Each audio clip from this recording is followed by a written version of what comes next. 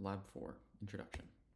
So the purposes of this lab are to observe the motion of a spring and mass system in like 2D space, so kind of like an arc.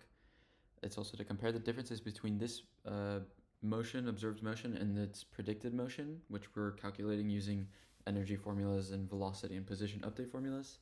And also it's to determine if this experiment is in line with the energy principle. The main result of this lab was that through this experiment, we found that the computer model's prediction was similar, but not quite the same as the actual trajectory of the system, and also that the experiment is in line with the energy principle. So the physics ideas and equations that we used. So one of the ones that we used was the period formula, which states that t is equal to 2 pi times the square root of m over k. We're going to use this and rearrange it for k later. We also have the velocity and displacement update formulas. And then we have the energy formulas, which you can see like kinetic, potential, energies of gravity and spring, and then the total energy. For gravity, or for spring, the x is the delta displacement, so like the actual displacement that we've seen squared. And then the spring force is kind of, we've already talked about it. It's going to be negative k, which is the spring constant, times s, which is the magnitude of L minus L naught, which is like delta x, like I was talking about earlier, times L hat. And then here you can see the derivation of some formulas to the right. Some assumptions.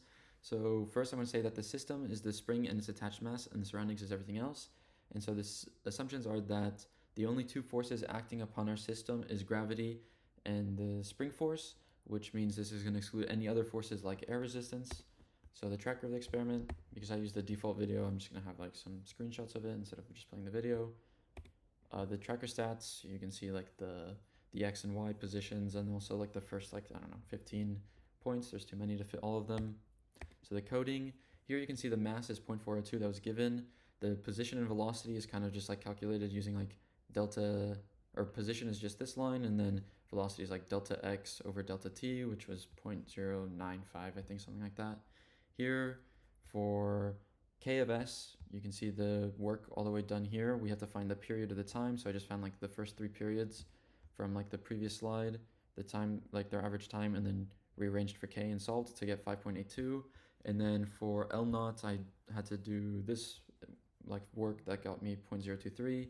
Energies I was talking about earlier, and that these lines are literally just plugging in values for these energies that I talked about, where h for gravity is the position dot y, and x is the s squared, which is the magnitude of L minus L naught, and total energy is the sum. For the while loop, I said fgrav is 0, negative mg 0, where m is the mass of the ball. The spring is going to be negative k, which is the spring constant, times s times L hat, which I talked about earlier. And then velocity and position are the velocity and position update formulas, and the energies are literally the exact same formulas, but for the from the previous slide. And then the only difference is that delta k is just going to be k final minus k initial, which, as you can see here, and also for the other energies. So the code output you can see here is that the experiment did not reach like the same peak of x position and y position as it was expected to by the model. This kind of makes sense because there's going to be some sort of external factor like air resistance that doesn't let it travel as far as it should with only 2 forces. And here you can see delta E remains constant in 0, which is in line with the energy principle, and I'll talk about that later. So errors.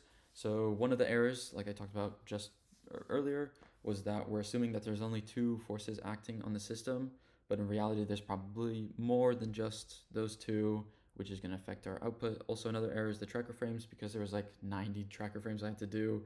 I'm sure I missed at least a few of them, like messed up a little bit. So it's going to have a human error that could lead to an incorrect position of the system, which is going to affect our energies and everything in our velocity. So the what's.